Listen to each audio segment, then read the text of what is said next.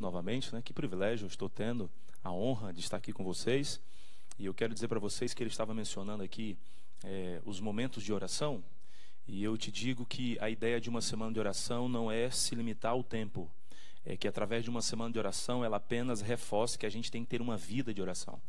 A gente precisa ter uma vida de oração. A oração, de fato, é a respiração da alma.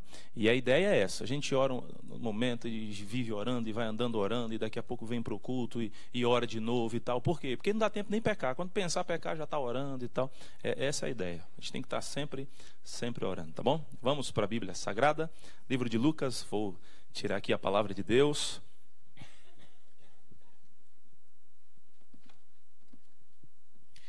Livro de Lucas, capítulo 15.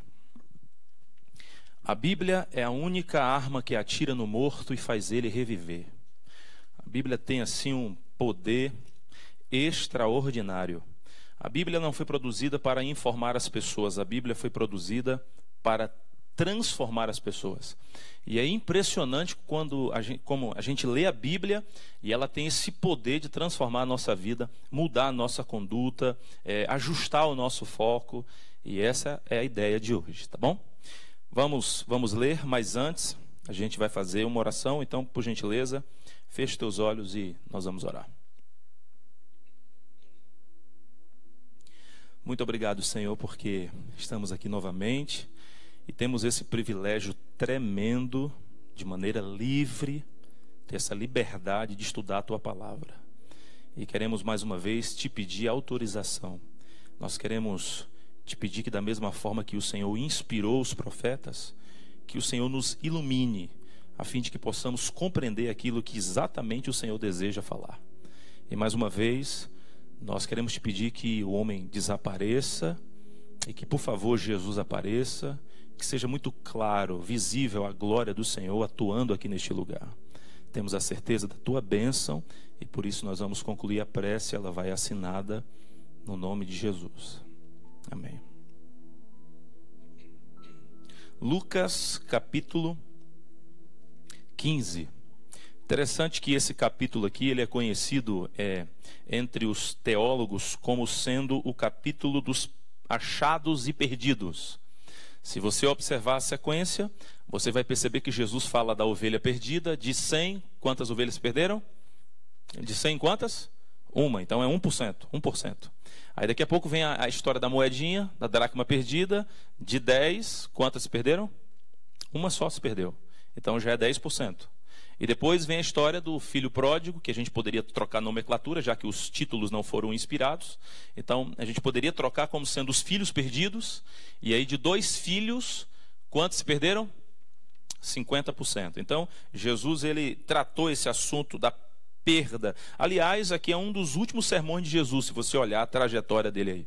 Porque não é fácil perder alguma coisa, não encontrar e ainda ter que conviver como se nada tivesse acontecido. E Jesus queria falar algumas verdades, inclusive dar um toque aos escribas e fariseus, que nós vamos ver daqui a pouquinho, sobre esse assunto de perdas. Falando em perda, alguém aqui já perdeu alguma coisa na vida? Levanta a mão aí para eu ver. Quem já perdeu a carteira? Quem já perdeu a aliança? Quem já perdeu o juízo? Já perdeu assim, em algum momento assim, você perdeu o juízo? Perdeu. Eu já perdi o meu filho no shopping. Meu filho era pequenininho, tinha talvez ali uns 4, 5 anos ali e tal. E foi a primeira vez, de maneira oficial, que eu fui ao shopping com ele. E eu falei para minha esposa, meu bem, eu vou ao shopping e aí eu vou brincar com o menino e tal. E a minha mulher, minha esposa, maior pressão do mundo. O quê? Como se fosse o fim dos tempos. Mas não, eu falei, calma, pode deixar que aí a gente aqui cuida do menino. Ela falou assim, eu vou te dar uma dica, não solta a mão do menino. Eu falei, não, beleza, fica tranquilo. E ela ficou direto, não solta a mão do menino. Eu falei, rapaz, mas é tão importante isso na vida dele? Não solta a mão do menino. Eu falei, não, fica tranquilo, mas não solta. Quando eu estava saindo lá, meu amor, não solta a mão do menino. Eu falei, não, beleza, fica tranquila. E aí eu estava no shopping com o menino, shopping Iguatemi, Fortaleza. Aí estou passeando para um lado, passeando para o outro, e vendo uma loja, vendo outra. E daqui a pouco eu vi uma loja de esportes. Aí eu vi uma camisa da seleção, Ceará. Aí eu fui observar. Primeira divisão, aí eu olhei assim a camisa, patrocinador novo. Aí eu falei, filho, vem aqui. Quando você crescer, você vai perceber a importância desse time aí. Aí eu fiquei observando, olhando e vendo e tocando ali a textura do tecido. Rapaz, que legal. Aí quando eu olhei para as minhas mãos, falei, gente, tá faltando uma mão aqui. Aí eu olhei assim para um lado, olhei para o outro, falei, cadê meu menino? Aí, não sei se você já passou por essa experiência. Aí o vendedor, né, ele falou assim, o senhor, algum detalhe? Eu falei, não, um detalhe, meu menino, você viu ele por aí?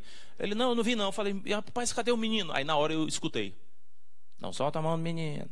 Não, solta a mão do menino. Eu falei, jogou, foi uma praga essa mulher na minha vida. Só pode ser. Eu falei, e agora? Eu sou desbravador e eu sei o que fazer quando eu estou perdido. Eu sei. Mas essa regra funciona quando não é teu filho, entendeu?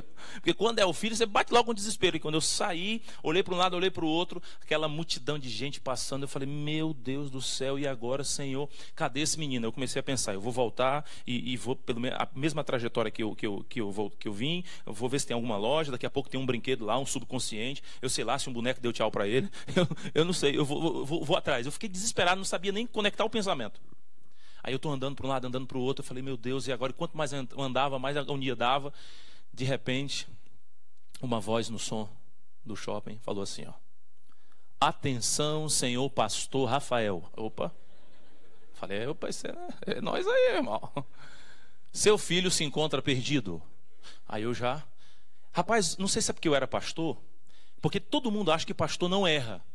Tem gente que pensa que quando eu termino de pregar, eu pego as minhas 2 asas que ficam lá fora, eu vou para o céu e volto no outro dia. Porque tem gente que acha assim, não, pastor jamais. Rapaz, e o camarada fez questão. Atenção, pastor Rafael, seu filho está perdido. Sabe quando você está andando assim, parece que está todo mundo olhando para você? Ninguém me conhecia, eu andando assim, e o cara, pastor Rafael. Eu fiquei tão encabulado, comecei a ficar vermelho assim, sabe? Aí o cara, pastor, eu mudei até a minha forma de andar, eu comecei a andar assim. Eu falei, rapaz, que vacilada desse cara aí, mano. Comecei a andar assim. Eu fiquei, rapaz, aí eu fiquei imaginando, sabe o quê? Um cara, por exemplo, ali que não é muito fã de igreja, tomando um sorvete com a esposa. Tá vendo aí, mulher? Escuta aí o que está dizendo aí, ó. Filho do pastor está perdido. Imagina a igreja desse homem, como é que está? Porque se o filho está perdido, a igreja já era. E de repente, o rapaz teve uma ideia que eu achei fantástica. Senhor pastor Rafael, o seu filho se encontra em tal lugar, em tal lugar. Aí eu falei, agora, maravilha. Aí eu fiquei pensando, quando eu chegar lá, o que é que eu vou dizer, né? Porque eu deixar um menino naquela idade sozinho, eu vou falar o quê? Aí eu lembrei que a verdade é progressiva. Progressiva. Aí eu pensei, eu não vou falar que sou o pai. Eu vou falar que eu sou da família. Que é uma questão, né? Mas aí até chegar à paternidade. Mas eu sou da família, sou parente. Primeiro grau, eu vou falar isso aí. Então, aí eu estou me preparando e tal. Aí eu estou caminhando, aí eu vi meu menino, bateu logo aquele alívio. Quando eu olhei o meu menino, ele não estava chorando, fiquei mais aliviado ainda. E aí ele só olhando assim. Aí eu já fui me aproximando e tal. Aí ele só fez assim, meu menino. Papai! Falei, oi, meu filho. Aí o segurança ficou olhando para mim, eu falei, tão bom a gente se reencontrar, né, meu bem? Aí, opa, desculpe e tal, agradeci, fui saindo. O que eu percebi ali? Quando alguma coisa está perdida, seu coração fica apertado. E quando você encontra, você exulta em abundante alegria. E quando eu percebi a estrutura que Jesus utilizou para contar 3 parábolas, ele utiliza a mesma estrutura. Alguma coisa está perdida, alguém vai atrás e há alegria no reencontro. Nas 3 parábolas, o pai ficou lá na porta esperando também. Então, nas 3 parábolas, a estrutura é essa aí. Mas eu queria ter o privilégio de estudar com vocês aqui os 2 primeiros versículos de maneira inicial. Vamos lá?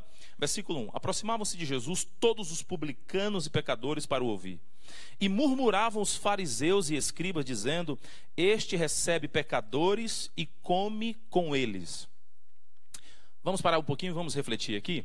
Impressionante que cerca de aproximadamente uns 2 meses antes da crucifixão, a Bíblia diz que Jesus estava sentado comendo com publicanos e pecadores. E não é fácil a gente entender que Jesus se encontrava numa casa, porque não tinha restaurante, Jesus estava numa casa. E ele estava recebendo publicanos e pecadores. Só que tem um pequeno detalhe aqui. os escribas e fariseus, eles não aceitavam o fato de Jesus estar recebendo publicanos e pecadores. No Oriente Médio, quando alguém comia com alguém, em outras palavras, estava aceitando, estava recebendo a pessoa. Por isso, que se você olhar em negrito em cima, tem assim, ó, Jesus recebe pecadores. Então, os escribas eram homens que tinham sido enviados pelo Sinédrio, eles acompanhavam Jesus em todos os lugares e eles levavam relatório para os líderes. Então, eles não admitiam Jesus estar se relacionando com pessoas rejeitadas, com pessoas excluídas da sociedade. Então eles começaram a criticar, eles falaram. Agora, eu queria tirar 2 segredos aqui dos 2 versos iniciais. O primeiro está de maneira indireta, o segundo está de uma maneira direta. Jesus, ele se encontrava onde, quando ele estava recebendo pecadores e publicanos? Onde que você acha que ele estava comendo com publicanos e pecadores? Em uma casa. É impressionante como você olha para o ministério de Jesus e você percebe que este encontro nas casas era algo comum. Você não vai encontrar somente aqui Jesus comendo com publicanos e pecadores. Se você olhar Jesus numa festa de casamento, ele estava numa casa lá nas bodas de Caná. Se você olhar para a Bíblia, ele foi para a casa de Pedro, curou até a sogra dele, olha que coisa maravilhosa, curou a sogra de Pedro na casa. Jesus foi lá na casa de Levi. Se você olhar para a Bíblia, Jesus foi na casa de Jairo, Jesus foi na casa de Simão, Jesus foi na casa de Maria e Marta, Jesus foi na casa de Zaqueu. É impressionante como Jesus, ele gostava de ir na casa das pessoas, tinha encontro nos lares, nas casas. Aí alguém pergunta assim, pastor, por que o senhor acha que Jesus, ele gostava de ir na casa das pessoas, ter encontro nas casas? Simples, porque é na casa que é um lugar propício, perfeito e ideal para você exercer com eficácia o discipulado. Aí por isso que Jesus, ele tinha esse costume, e é impressionante como isso se replicou. Você quer ver? Por exemplo, se você olhar para a Bíblia, a primeira ocasião da pregação do evangelho aos gentios aconteceu na casa de Cornélio.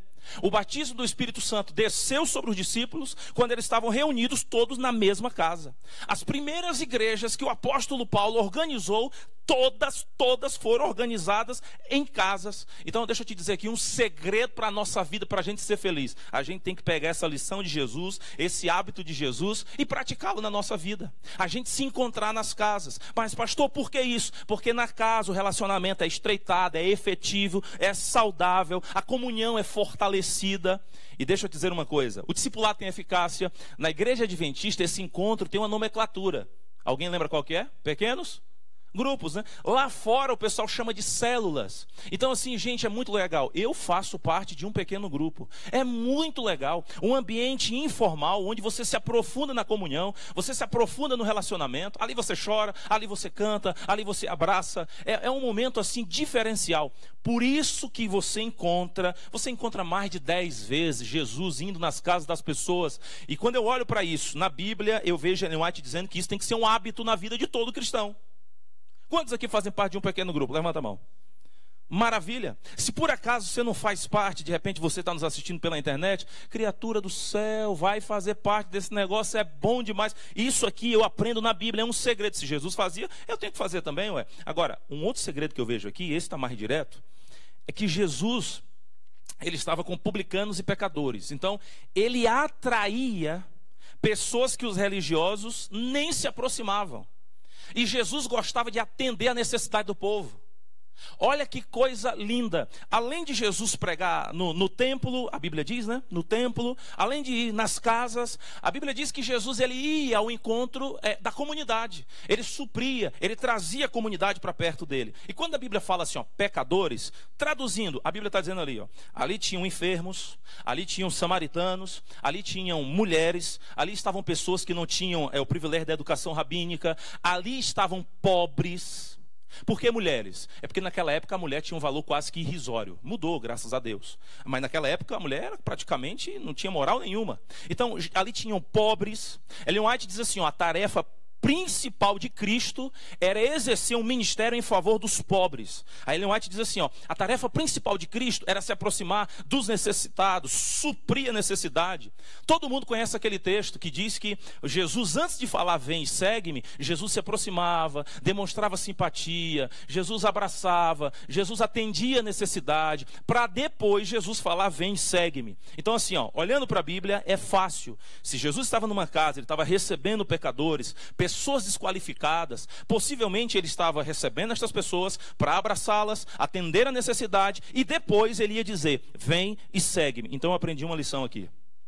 Gente, se Jesus ajudava o pobre, se Jesus se compadecia do necessitado, se Jesus curava o enfermo, se Jesus visitava a viúva, eu aprendo uma lição e um segredo para a minha felicidade. Sabe qual é? A gente precisa ajudar os pobres. Pastor, mas como assim? Vou te dizer. Tiago 1,27, não precisa procurar. A Bíblia diz assim, ó: a religião pura e sem mácula para com nosso Deus e Pai é esta: visitar os órfãos e as viúvas. Se você olhar Salmos 41, versículo de 1 a 3, a Bíblia diz assim, ó: bem-aventurado é aquele que acode o necessitado, porque o Senhor o livra, o Senhor o protege, o Senhor preserva-lhe a vida. E a Bíblia diz assim, ó: quem ajuda o necessitado, o pobre, o Senhor o faz feliz na terra. Se você olhar Hebreus capítulo 3, verso 16, a Bíblia diz assim, ó: não negligencieis igualmente, diz a palavra de Deus, a prática do bem, a mútua cooperação. A Bíblia diz assim, ó: quem faz o bem, diz a Bíblia, Hebreus, agrada a Deus. Se você olhar Atos capítulo 20, verso 35, a Bíblia diz assim, ó: é mistério socorrer os necessitados. Aí a Bíblia ainda diz assim, ó: pois mais bem-aventurado é dar do que receber. É impressionante. Algumas pessoas pensam assim: pastor, essa bem-aventurança é melhor dar do que receber? Isso aqui é para quem tem dinheiro. Não, todo mundo aqui pode dar alguma coisa para alguém. Pastor, mas eu sou pobre. Você sempre vai ser rico em relação a alguém. Ninguém é tão pobre que não possa dar e nem tão rico que não possa receber. Quando você olha para a Bíblia, você percebe que isso aqui é quase que um mandamento. Dar alguma coisa para alguém não é a questão de quanto dinheiro tu tem no bolso, mas é quanto amor tu tem no coração. Interessante, uma curiosidade, que na Palestina tinham dois mares, o da Galileia e o Mar Morto, que era um lago da Galileia, você sabe. Mas os dois mares, vou utilizar assim: um era saudável e fecundo, o Mar da Galileia, ele recebia e dava. O Mar Morto, ele só recebe. Por isso que o nome dele é Mar Morto. Então, o que eu aprendo? Quando eu sou abençoado e eu não abençoo, eu sou assim como se eu fosse água parada, charco, pântano. E Jesus está olhando aqui, olhando para a Bíblia, Jesus ele vai me dizendo o seguinte: se eu socorri o necessitado, ele White fala isso, a gente tem que imitar Jesus, a gente tem que atender a necessidade de quem precisa, a gente tem que ir ao encontro de quem está precisando. 1 João 3, 17, 18, a Bíblia diz assim, ó: ora, aquele que possui recursos deste mundo, aquele que tem dinheiro, diz a Bíblia, e se vir o seu irmão passando necessidade, se não ajudar, aí a pergunta fica assim, ó: como pode permanecer nele o amor de Deus? Se você vê alguém passando necessidade, você não ajuda, como é que o amor de Deus permanece? Aí Mateus 25 fala assim, ó: eu estive nu e não me deste de vestir, estive com fome e não me deste de comer, estive com sede e não me deste de beber. Mas Senhor, quando foi que isso aconteceu? Aí Jesus fala no versículo 40, tudo que vocês fizerem a um destes pequeninos, vocês estão fazendo para quem? Para mim. O que é que eu aprendo? Negligenciar a generosidade aos pobres e aflitos é a mesma coisa de sonegar a Jesus um gesto de socorro. Eu aprendo que se eu não dou pão para quem precisa, eu estou negando um prato de comida ao Filho de Deus. Aí Provérbio 19, 17 diz assim, ó: quem se compadece do pobre, ao Senhor empresta. Ei, vê a moral de tu emprestar para Deus. Já imaginou? Tu devendo aqui na terra e emprestando para Deus lá no céu? Deixa eu te falar uma coisa. Eu estava saindo do Maranhão e fui pregar. Na verdade, eu estava pregando no Maranhão, no Campuri de Desbravadores, da União Norte. E o pastor Ayrton estaria indo para Recife, uma transmissão via satélite para todo o Nordeste do Brasil. E eu estava pregando toda manhã no Campuri, e domingo eu tinha que pregar de novo. Mas o pastor Ayrton estava indo para a nossa união, então eu fui participar do evento, e quando terminou, eu ia voltar para continuar o domingo e pregar ali e tal. E aí foi um bate-volta que eu tinha que fazer. Então eu pregava toda manhã, ia em Recife, voltava. E aí eu fui no aeroporto. Quando eu cheguei lá, eu olhei a passagem da volta. Eu estava rodando o Brasil todo. Ia ser muito difícil. E aí eu fui trocar a passagem. Aí eu me aproximei, estou lá assim. Aí tinha 3 freiras na minha frente. Aí eu vi as irmãs ali, animadas e tal. E eu na minha. Aí daqui a pouco, próximo, as freiras foram. Aí daqui a pouco eu vi a agonia. E uma freira começou a ficar desesperada, e não é todo dia que você vê uma freira desesperada. Eu falei: o que essa irmã tem aí, gente? Aí daqui a pouco eu escutei: senhora, é 5 AM, não é 5 PM, é da manhã, senhora, já passou. E eu descobri que a freira era indiana, e ela estava fazendo missão no Brasil. Aí a mulher falou assim: ó, senhora, só precisa da diferença, tem que pagar a diferença. E não era um valor assim, que você arruma assim, ó, pá. Aí veio uma voz no meu ouvido. Paga a diferença da passagem da freira. Aí eu tampei aqui e falei, sai, Satanás. Tentando me endividar, né? Botando nas dívidas. Não, vai não. Tem nem perigo. Repreendido. E ficou ficou assim, ó, paga a diferença. Aí eu falei, Senhor, será que és tu me colocando em dívida? Falei, mas como é que paga? Porque é um princípio, você só gasta depois que ganha. E eu não ganhei, porque padre nenhum me ajudou aqui. Então, eu falei, Senhor, e ficou na minha cabeça, paga. Sabe aquele negócio quando fica na sua cabeça? Paga a diferença. E eu lutando, eu falei, Senhor, se fosse pelo menos uma diaconisa, uma freira. Só uma diaconisa era da gente, né? E eu fiquei ali e tal. Aí a freira saiu. Próximo, eu falei, senhora, é o seguinte, eu queria trocar minha passagem de volta e tal, é possível e tal? A mulher falou, não, é possível. Só que o senhor troca lá na Azul, porque aqui é a Gol. Certeza eles vão trocar para você. Aí quando eu olhei assim, eu falei, é a Gol, entendi. Obrigado. Aí quando eu estou saindo assim, eu falei, mas que vacilo foi esse aqui, gente? Eu, um cara novo, tendo esse vacilo aí. O que eu fui fazer na Gol? Aí a voz voltou. Pagar a diferença da passagem da freira. Aí eu falei, rapaz, será que Deus está mandando eu pagar esse negócio aí? Para que essa feira veio logo agora, essa mulher? Aí eu fiz com Deus o que geralmente a gente faz. Sabe quando você faz assim, ó, Senhor, se aquele ônibus virar assim para a direita, né? A gente não tem uma loucura, né? Se virar é porque eu entendo, não tem esse negócio? Eu falei assim, ó, Senhor, eu vou lá, se me liberarem, quando eu pedir para trocar, se me liberarem, aí sim, me liberar, eu volto lá e pago. Fechou? Fechou, vamos lá. Cheguei.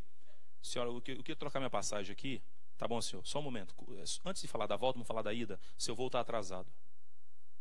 Falei, não, eu preciso estar lá sábado. Só não posso viajar a partir do Porto Sol. Eu queria evitar isso aí e tal. Não, mas vai dar certo, vai ser antes, você vai chegar. Não, beleza, legal. E a volta? E a volta? Vamos tentar arranjar aqui a volta, porque Senhor, como atrasou a ida por nossa responsabilidade, o senhor não paga a volta. Aí eu olhei assim e falei, o espírito da freira está sobre esta pessoa. Quase que pensei, utilizando um hipérbole, claro. Aí eu falei, gente, sério? Eu falei, mas quanto é que é a volta? Só para eu saber quanto é que é a volta. Aí me falou o valor. Muito mais barato do que pagar a diferença da freira. Aí me deu vontade de falar assim, Senhor, você sabe que às vezes a gente fala coisas assim, que fala corra com coisa, né? Mas como eu tinha prometido, eu falei, não, eu não vou pagar não. Melhor coisa é você se distanciar e pensar em outra coisa. Eu fui atrás de um sorvete. Peguei um sorvete, não estava nem afim de tomar sorvete, mas é isso aí, de baunilha, não sei o que, qualquer um, meu filho, me deu aqui, peguei o sorvete aqui. Aí fiquei aqui e tal, tentando pensar em outra coisa, esperando, daqui a pouco, quando eu olhei, tinha 3 mulheres do meu lado, sabe quem era? As freiras, ainda chorando. Aí eu falei, rapaz, não tem jeito não, joguei o sorvete fora, fiquei chateado. Aí cheguei assim, ó, irmã, vem cá, tudo bom? Qual é o teu problema? Aí ela olhou assim para mim, falei, qual que é o teu problema? Não, como assim, o seu problema, qual que é? Não, é porque ela que é indiana, vai visitar a família, está fazendo missão no Brasil e não sei o que e tal. Eu falei, o seu problema é dinheiro? Ela falou, está faltando dinheiro. Beleza, eu sou a solução. Eu nunca me senti. A freira ficou olhando para mim assim, eu quase que dizia, não olha muito não, que nem eu estou entendendo, viu? Mas, eu falei assim, ó, seu problema é dinheiro, é? Me acompanha. Aí saí andando aqui, ó, doido que ela não viesse atrás. Mas veio. Aí ficou eu no aeroporto de São Luís, eu andando aqui, as 3 meninas, as 3 senhoras atrás de mim aqui, ó, andando. Cheguei na mesma companhia lá, voltei. Falei, ei, tudo bem? Quanto que é a diferença da passagem dessa senhora aqui? É X. Aí eu olhei assim para a freira, quase perguntar, para que tu vai para a Índia, gente? Por que tu não vai em algum lugar aqui desse Brasil? Falei, vamos pagar, eu vou pagar. Aí a mulher, o senhor vai pagar? Falei, vou. Você vai pagar como? Eu falei, cartão. Quantas vezes? Eu falei, em uma. Aí a freira, rapaz, é um magnata. Deve estar pensando, é isso aí, tem dinheiro. Mas por que em uma? Porque eu não tenho como pagar nenhuma. Para que eu vou dividir em 2, 3, 4, 5 vezes? É bom de uma só, que vem aquela lapada, você sofre, você geme e vai passar. Paguei. Aí daqui a pouco eu cheguei assim, ó, irmã, eu estou vendo aqui que tem conexão em São Paulo e hotel em São Paulo. Não, não sei o que. Vamos resolver tudo. Hotel, comida, quer comer onde? Mas não tem como. Então, e aí, estão com fome? Vamos resolver tudo. A mulher olhou para mim e falou assim, quem é o senhor? Ai, que a minha vontade era de encher o peito e falar assim, ó, eu sou a voz que clama no deserto. A minha vontade era essa. Falar assim, ó. Mas quem és tu? Ela perguntou. Quem é o senhor? Eu falei, não, eu sou Rafael. Eu sou pastor da igreja adventista do sétimo dia. Está tendo um evento aqui com adolescentes, eu estou participando. E vai ter um outro em Recife, eu vou lá também.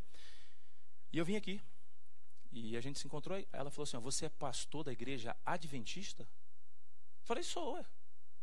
Mas eu quero deixar claro que não é porque eu sou pastor que a senhora já é a 20ª que eu estou ajudando hoje. Não, é porque eu estava ali, Deus, que é o teu pai e é o meu, que nós somos irmãos. Entendeu? Deus falou para mim para eu pagar para a senhora. Ele só não me disse como é que ele vai me devolver. Mas isso eu me resolvo com ele. Aí ela, meu filho, me abraçou e aquele negócio e tal, que maravilha, e tal, e tudo e tal, maravilha, ok. Aí a gente se abraçou, fez uma amizade amistosa, etc e tal. Resumindo aqui, ela foi para a Índia. E eu fiquei no aeroporto, né? Senhor, a história, linda demais.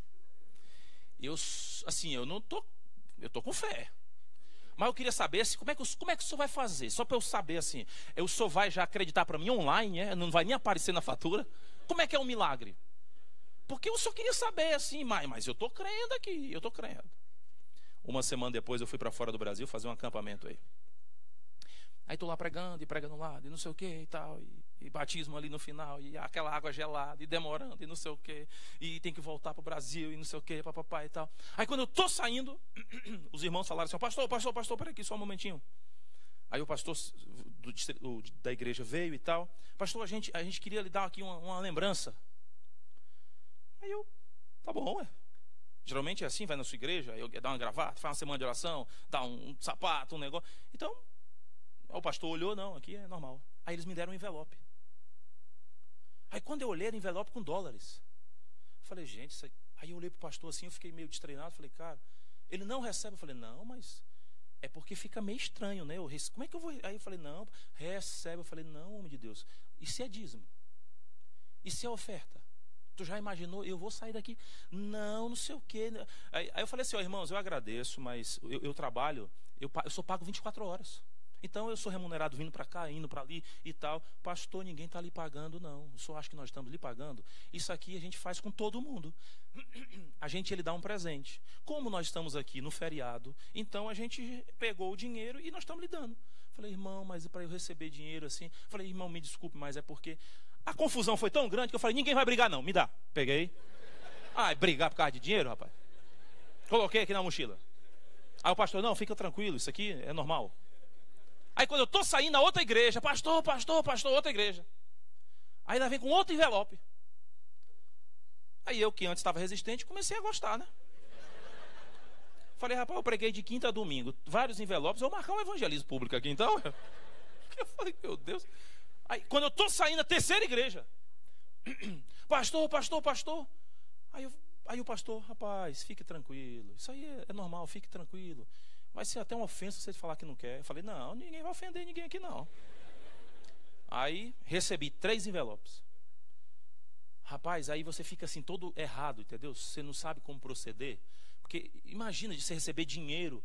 E, rapaz, aí eu fiquei assim, meu Deus, mas pobre, você sabe como é que é, né? O outro, fulano foi lá no quiosque buscar ali eles querem, pastor, ajudar e tal. Eu falei, não, mas será que eu estou com cara de necessitado? Eu falei, não, mas gente, vocês não estão entendendo. Pastor do céu, leva, pastor. Eu falei, tá bom, levei. Quando eu cheguei no Brasil, eu fui trocar. Quando eu fui trocar, 3 vezes o valor que eu dei para a freira. Uma semana depois. 3. Aí eu pensei assim, eu lembrei logo da freira. Eu falei, Senhor, 1 semana atrás eu estava ajudando sem ter nada. E hoje está me sobrando o dobro. Claro que hoje, quando eu viajo, eu sou tentado a ficar olhando se tem alguma freira por perto. Se tem alguma irmãzinha por perto ali. Mas assim, nunca tinha acontecido isso comigo, entendeu? Nunca tinha acontecido isso. E facilmente não vai acontecer, porque isso não é comum, é um ambiente que estava lá separado, não tinha como sair e tal. Então assim, o que eu aprendi naquele dia? Gente, a Bíblia fala assim, quando você socorre, quando você ajuda o necessitado, você está emprestando a Deus. Você está fazendo para o próprio Deus. Você consegue ver o rosto de alguém, você vê o rosto de Deus. É isso que a Bíblia está dizendo. Agora, para finalizar, Jesus falou a parábola da ovelha perdida e da dracma perdida. Como vocês já conhecem, eu vou só descrever para a gente fechar. A ovelha perdida, todo mundo sabe. Os pastores orientais, eles conheciam as ovelhas quase de maneira personalizada. Para você ter uma ideia, era assim, ó, a ovelha, todos os dias o pastor saía aqui do local do rebanho, né? Do aprisco, e ia para o oásis, e passava pelo deserto. Era um percurso de 3 a 4 quilômetros. E todos os dias ele fazia isso. Até que um dia, quando ele voltou, ele percebeu que das 100, quantas estavam faltando? Uma. Quando eu olhei para esse texto na Bíblia, eu comecei a perceber alguns detalhes. E vou destacar só um aqui. Ele perdeu 1%, mas ele foi atrás do que perdeu. Aí eu descobri um segredo assim para a minha vida. Tem muita gente que perde coisas pequenas na vida e deixa para lá. Só que o pastor perdeu 1%, ele foi atrás. Tem muita gente que está mal na vida por causa de pequenos erros no passado. Todas as grandes perdas começam com uma pequena perda. Por exemplo, um prédio, ele não cai assim da noite para o dia. Pá, caiu. Por quê? Não, porque ele caiu. São pequenas rachaduras. Um casamento, por exemplo, geralmente o pessoal procura o pastor quando está na UTI. No casamento, no relacionamento. Então assim, ó, um casamento para ele chegar à separação não é de uma hora para outra. São pequenas as fissuras, pequenas rachaduras, é assim que funciona. Aí eu aprendi aqui a lição que o pastor perdeu 1%, mas ele foi atrás do que tinha perdido. Aí você olha para a dracma. Você sabe que a ovelha perdida, o livro Parábolas de Jesus, página 190, terceiro parágrafo, Ellen White diz que representa todo o planeta Terra. E as outras ovelhas, as 99, os mundos não caídos. Aí vem para a parábola da moeda perdida, Lucas 15, verso 8 a 10. Só para você se contextualizar. Naquela época, uma pessoa nessa situação da mulher que a Bíblia apresenta, simples, morava em uma casa que tinha um compartimento só, não tinha janela, tinha fácil, muita poeira, algumas tinha inclusive lixo. E quando a mulher perdeu a moeda, ela ficou procurando diligentemente, diz a Bíblia. E essa moeda, só para você entender, era tão importante para a mulher, porque não era só uma moeda, uma dracma equivalente a um denário romano, que era o trabalho de um dia, o valor do trabalho de um dia. Não era só isso aí, não. Essas moedas representavam o seguro de vida daquela mulher, era o dote. Quando o homem casava com a mulher, ele pagava para o pai pegava o dote, passava uma parte para a menina, que era como se fosse o seguro de vida. Ela ia utilizar quando o marido morresse, ou se o marido demorasse a voltar da guerra. Se por acaso o marido morresse, ela voltava para a família atrás de um parente resgatador. Lembra de Ruth e Noemi? Parente resgatador. Aí daqui a pouco, se não arrumasse um parente resgatador, ela teria que mendigar ou ela teria que se prostituir. Mas para esse meio de sobrevivência, ela teria essa moeda. Por isso que a Bíblia diz que ela procurou diligentemente. Só um segredinho aqui para a nossa vida. A mulher perdeu algo de valor dentro de casa. Um segredo que é um alerta. Cuidado. Os maiores valores da nossa vida a gente perde dentro de casa. Muito mais do que dinheiro. Pastor, como assim? Valores emocionais. Por exemplo, respeito, domínio próprio, amor, paciência, carinho, perdão, compreensão. Tem muita gente que se descontrola dentro de casa. Fora de casa, com os outros, é uma mansidão, uma paz de espírito. Mas dentro de casa, perde valores. E é possível que tenha alguém aqui nesse auditório, ou está nos assistindo pela internet, que você perdeu alguns valores dentro de casa e você precisa procurá-los. E Deus te trouxe para você assistir aqui essa semana de oração. E hoje, para você procurar e você encontrar em nome de Jesus. Amém? Se você olhar para ambas as parábolas, os bens perdidos, eles não foram esquecidos e não perderam o valor que eles tinham. Quando a mulher encontrou a moeda, tinha o mesmo valor. Quando o pastor encontrou a ovelha, tinha o mesmo valor. Então deixa eu te dizer uma coisa. Se você conhece alguém que está perdido, adianta para ele, não importa o estado da condição. Para Deus, ele tem o mesmo valor. Gênesis capítulo 1, a Bíblia diz assim, ó, no princípio criou Deus os céus e a terra, porém, era sem forma e quem que pairava sobre as águas? O Espírito? Deixa eu te falar uma coisa. Mesmo que tenha alguém aqui, ou você conheça, ou você está nos assistindo, que está sem forma e vazia. Mesmo que uma pessoa esteja sem forma e vazia, sabe quem paira sobre a vida dela ainda? O Espírito Santo. Por mais que você está perdido, o Espírito Santo ainda está atrás de você, atrás de mim, atrás de todos nós. Quando você olha para a ovelha, ela sabia que estava perdida, sim ou não? Sabia ou não sabia? Sabia, ué. Mas ela não sabia como voltar, né? A moedinha não sabia que estava perdida e também não sabia como voltar. Para finalizar, deixa eu te dizer uma coisa. Ellen White diz assim no livro Parábola de Jesus, página 191, terceiro parágrafo. Ela diz assim, muitas almas estão perecendo por falta de uma mão estendida para salvá-las. Tem muita gente que está se perdendo e que está faltando apenas alguém assim, estender a mão. Então eu entendo assim, todo cristão que não tem missão no coração, ele pode ser um discípulo fake. Porque Ellen White fala assim, todo verdadeiro cristão já nasce no reino de Deus como o quê? Missionário. Eu entendo que o mundo hoje, a verdade é que ele está mais preparado para receber o evangelho do que os crentes para pregar o evangelho. A igreja que não evangeliza se fossiliza. Eu cheguei numa igreja, fui pastor distrital 2 anos. Cheguei numa igreja, já estava 1 ano sem batizar um ser humano. 1 ano. Aí eu fui, quando eu olhei o tanque batismal, ventilador, banco, poeira. Aí eu enlouqueci. Falei, irmão, o que está acontecendo? O que é isso aí? O que é isso aí? Não, pastor, eu falei, tira, leva para casa de vocês. Mas aqui não. Aqui não. Não, pastor, depois, meu filho, é agora. Vamos tirar isso aí. Vamos tirar. Aí limparam o tanque e tal. Reunião de comissão. Falei assim, irmão, é o seguinte, eu estou chegando aqui agora, mas eu já vou logo antecipar. Se não batizar, nós vamos fechar essa igreja aqui. Não sei o que, a gente pode até falar para a associação. Fala para a associação, fala para quem você quiser. Nós vamos fechar. Os irmãos falam, meu Deus, esse homem é doido. Eu falei, vai fechar sim. Sabe quantas pessoas batizaram naquele ano? Mais de 60 pessoas, amém? O que eu entendo com isso? Qual que é o melhor remédio para uma igreja que está enferma?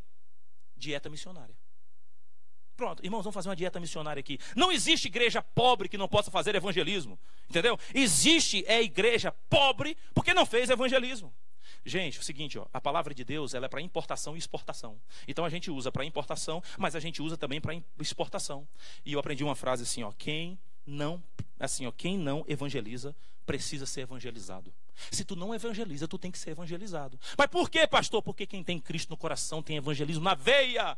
Não existe cristianismo sem evangelismo. Não vamos conseguir levar todo mundo a Cristo, mas nós podemos levar Cristo a todo mundo. Ah, pastor, mas evangelizar, isso aí é coisa de super cristão, isso é coisa de pastor, de líder. E não, irmão. Deus não chama o capacitado, Deus não precisa dos bons, Deus precisa dos disponíveis. E para ter o senso de missão, não tem negócio de idade, porque Deus não tem netos. Está entendendo? Não tem esse negócio de idade. Ah, pastor, mas é porque não é meu dom, meu filho. A grande comissão não é uma grande sugestão, é a grande comissão. Mateus 28:19. Tu tem que ir, tu tem que fazer discípulo. E deixa eu te dizer mais. Os anjos gostariam de fazer isso, mas Deus confiou a nós. E eu vou te dizer mais, hein? A missão não tem prazo de validade. A missão não é um evento pontual. A missão é um estilo de vida. Está entendendo? É muito maior do que a tua própria vida. Pastor, como que funciona a missão? Eu vou te dizer rapidinho aqui. É assim, tu vai na padaria, a padaria, não é por causa do pão. É por causa do padeiro. Ei, a missão é assim, tu vai ao posto de combustível, não é por causa da gasolina, do óleo, diesel. Não. Por causa do frentista.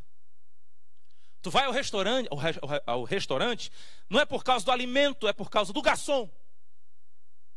Pelo menos 2 vezes eu já vi aquele homem de Deus ali, Ele nem lembra, mas eu já vi 2 vezes no restaurante, foi treinar os pastores e tal. Daqui a pouco tá lá uma garçonete lá chorando e esse homem falando assim. Eu falei, meu Deus, o que ele está falando ali, gente? Aí eu me acordo, porque eu tenho que ver o que ele está falando. Será que ele está ameaçando a menina aí? Rapaz, a mulher foi lá, o senhor prefere alguma coisa? A conta, pega aqui. E eu vi lá. Uma foi em Santa Catarina e falando. Eu falei, gente, é isso aí. Entendeu? Esse é o caminho. O que é que eu aprendo, gente, para a gente finalizar? Deixa eu te dizer uma coisa. Deus quer que você respire a missão. Deus quer que você viva a missão. E eu queria te dizer a última coisa para a gente orar. Sabe o que Ellen White diz? Que não vai entrar no céu alguém que não tenha uma estrela na coroa. Só uma. E deixa eu te dizer mais. Sabe o que Ellen White fala? Livro Parábola de Jesus, página 197. Quando alguém deseja assim, eu quero evangelizar, eu quero fazer alguma coisa, os anjos vão estar à inteira disposição para cooperar. E vou te dizer mais. Quando alguém deseja salvar alguém, aí Ellen White diz assim, todos os recursos do céu estarão em inteira disposição. Nós vamos orar, todos em pé, por gentileza. Eu quero só te dizer uma coisa. Talvez para evangelizar, você precisa andar uns 3 quilômetros. Talvez ir lá fora, estender a mão para uma ovelhinha, entendeu? Mas talvez é possível que para evangelizar você precise andar 3 passos. Porque tem alguém perdido dentro da sua casa. Às vezes tem pessoas perdidas lá fora, mas às vezes tem pessoas perdidas lá dentro. E talvez nessa manhã eu estou falando para alguém que existe alguém perdido lá dentro da sua casa, dentro da sua família. Deus pediu para eu te falar: continua procurando, pega a candeia, igual a mulher, ilumina. Quando Deus foi organizar o mundo, Ele falou assim, ó, haja luz. Então pega a palavra, vai para cima, vai dar certo. Pastor, mas meu marido não se converte, o meu filho, vai dar certo. A mulher continuou procurando diligentemente. Ei, eu queria terminar te dizendo assim, ó, continua atrás de evangelizar teu marido, teus filhos, teus parentes. Você que está nos assistindo pela internet, evangeliza, sabe por quê? Porque todo o céu vai estar à tua inteira disposição. E o céu conta com você. Vai dar certo. Daqui a um tempo nós vamos bater assim, ó, e vamos falar assim, ó, eu e minha casa serviremos ao Senhor. Quantos gostariam de dizer, Senhor, usa-me, porque neste ano eu quero salvar pelo menos um. Me usa, Senhor. Levante sua mão, feche teus olhos, vamos orar. Grande Deus, obrigado pelo recado que o Senhor nos deu. Nós estamos aqui para ser um canal de bênção. Ajuda-nos a salvar pessoas. Nós entendemos que a igreja não é um clube de iates, mas é uma frota de barcos de pesca. Portanto, Deus nos ajuda a salvar pessoas, a sair da igreja, buscar quem está perdido, estender a mão. E Pai, se existe alguém aqui que tem algum perdido dentro de casa, dá o privilégio de esta pessoa reencontrar, achar aquele que estava perdido e que possa reviver aquele que estava morto. Que a tua bênção continue conosco, em nome de Jesus.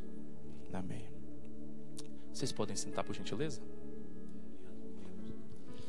Obrigado, pastor Rafael. Bom dia, gente. Nós ainda continuamos com a nossa transmissão e eu agradeço a todos aqueles que estão acompanhando o programa aqui do nosso auditório cada dia. Está sendo uma bênção para vocês?